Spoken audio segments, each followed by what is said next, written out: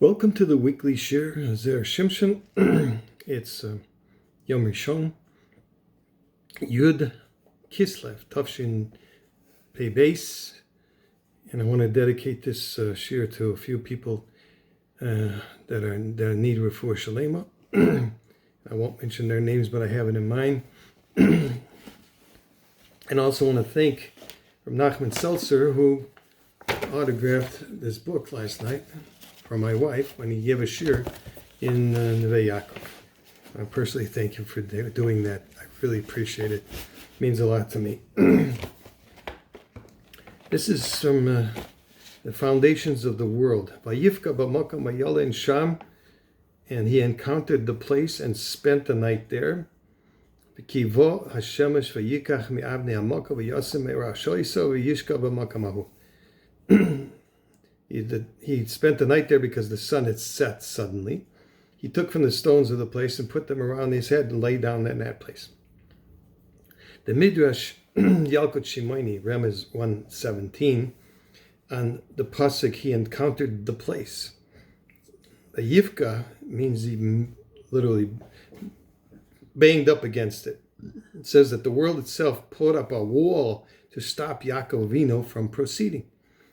Why would the universe want to stop Yaakov to such a degree that it would put up a wall before him? Pirkei de Rabbi Eliezer, chapter 35, says Yaakov took the stone that he placed beneath his head. What did Hashem do with the stone? Using his right foot, Hashem embedded the stone into the foundations of the earth. Mysterious words. It is called the Evan Shasiah, since it is the center of the earth. Everything stems from that place, and the Heichal of Hashem is above it. That's the place in the Beis HaMikdash where they, and especially in the second Beis HaMikdash, where they brought the incense on Yom Kippur. From the words of the Pirkei de Rabbi Eliezer, it seems that the foundations of the universe had not been created until then. It was only because Yaakov Avinu used the stones with which Hashem created the foundations of the earth. This would explain why the entire world became a wall before Yaakov Avinu. It was intent on stopping him from continuing his journey so that the yesodis of the universe could be strengthened by his presence. In fact, that it became a wall was a sign to Yaakov Avinu that the world needed him to remain there, to strengthen its foundations, and that if he continued on his journey, then the world would not be able to continue to exist. Amazing. So we have a special segula this week.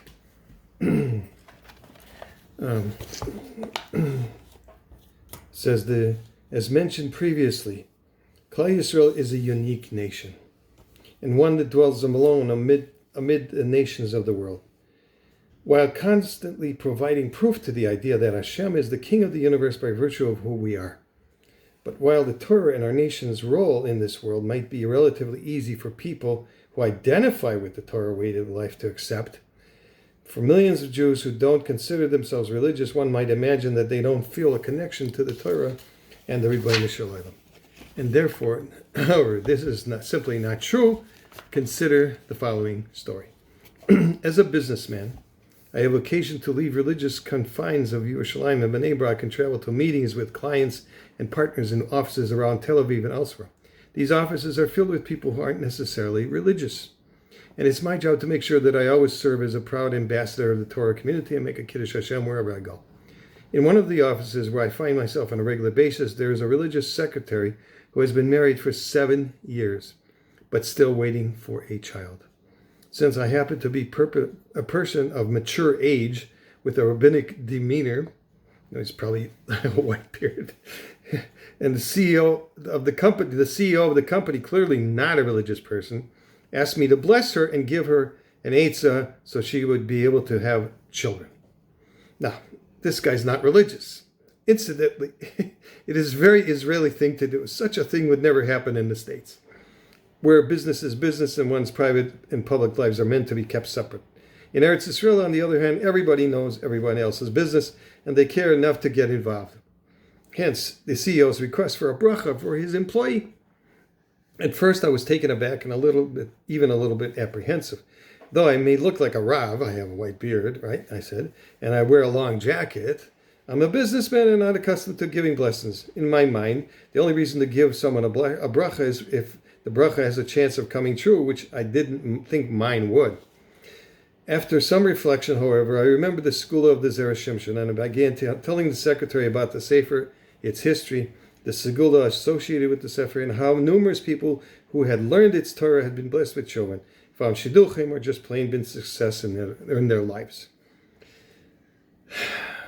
Then I did something that was for me quite out of the ordinary. Tell your husband in my name that I said to her that if he begins a Seder for learning Zera Shimshon, you will definitely see a Yeshua and a bracha in your lives. Like I said, I'm not a Rebbe, and I was never a person who gave brachas to people, but the words almost issued from my mouth of their own volition. A year passed, and I had long forgotten about the incident in the Tel Aviv office. One day my secretary emailed me that I had a meeting in the same office where I had been given the bracha and eitzah sometime before. The moment I entered the firm, I was greeted by the head of the company with the warmest welcome I'd ever been given by any company before. He was smiling from one ear to the other, clearly filled with happiness and joy, and I was gratified at being the recipient of such a welcome. I wasn't quite sure why I merited such a royal treatment.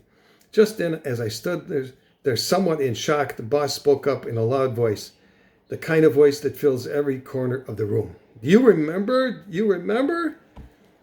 I was utterly befuddled by this point, truly at a loss of what was going on. Honestly, I don't remember what we did together that is causing you to treat me so royally. What do you mean?